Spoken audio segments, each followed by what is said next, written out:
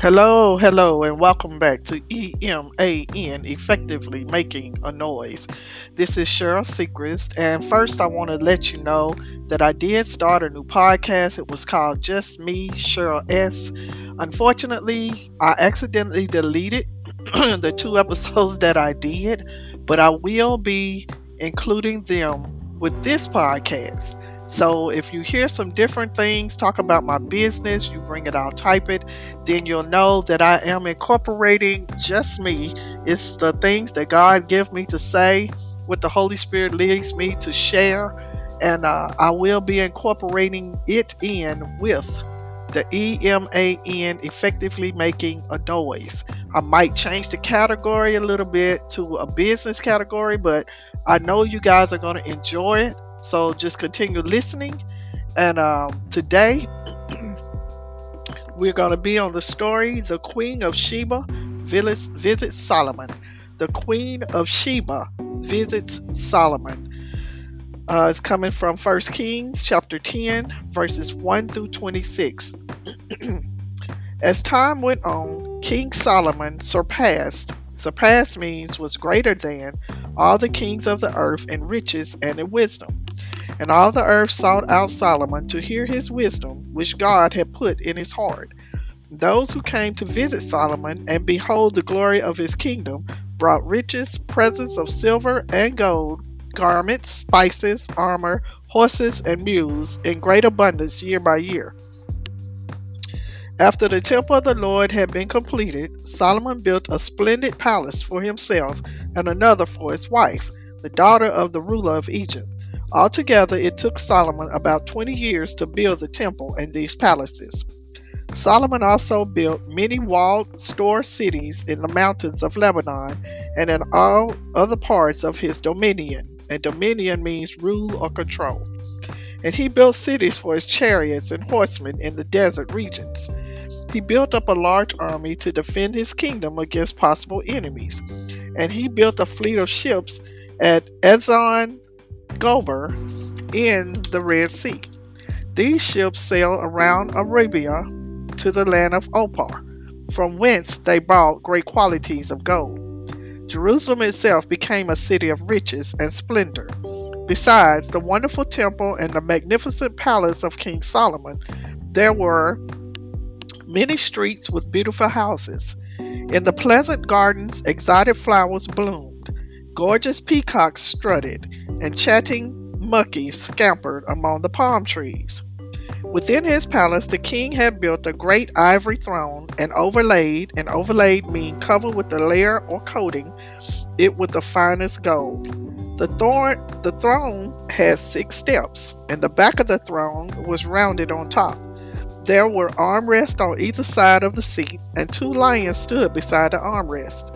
Also, 12 lions stood there, one on either end of each of the 6 steps.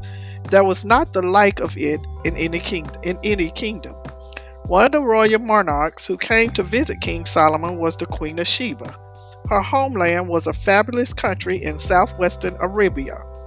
The Sabaeans were a commercial people and traded with other countries in gold, spices, and precious stones.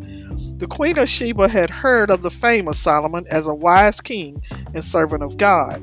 She came to put his wisdom to the test with difficult questions.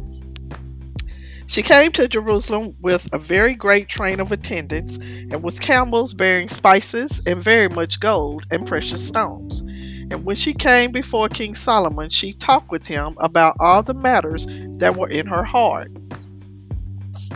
And Solomon was able to answer all her questions. There was nothing hidden from the king which he did not interpret for her. And when the Queen of Sheba had seen for herself all the wisdom of Solomon, the magnificent palace he had built, the scrumptious food of his table, the seating of his officials, and the attendance of his servants and cupbearers, and cupbearers are the persons who fill and serve wine cups, their elegant apparel, and magnitude is of great size and importance of the burnt offerings which he offered at the temple of God. Her spirit was quite overwhelmed within her. Then she said to King Solomon, "It was a true report that I heard in my own land of your affairs and of your wisdom. But I did not believe what I heard until I came and saw it with my own eyes. Behold, the half was not told me. Your wisdom and prosperity far exceeds the rumors which I heard. Then she spoke with deep feeling to the king, saying, Happy are your men. Happy are these your servants who continually stand before you and hear your wisdom. Blessed be the Lord your God, who has delighted in you and set you on the throne of Israel. Because the Lord loved Israel forever, therefore he made you king, so that you might judge and do justice. Then she gave King Solomon 120 talents, and talents are coins worth thousands of dollars of gold, and a very large gift of spices and precious stones.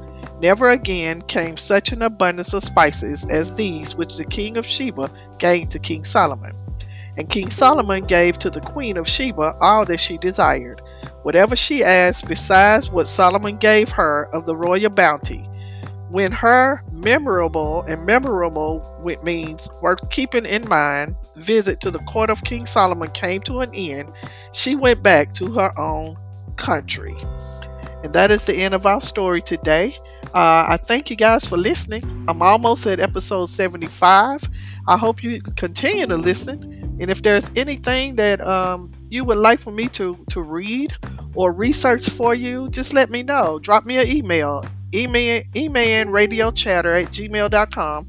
Just drop an email. I hope you guys got something out of this. Please share this with others that you know who would like to listen to the Bible stories who might not have a Bible. These are short, compressed stories. They're not the long ones that's in the Bible, but they are short, compressed stories that will give you the main purpose of that book. And this again came from 1 Kings 10, 1 through 26. I thank you guys again for listening. I hope you guys have a blessed day. And as I always end it with, peace out.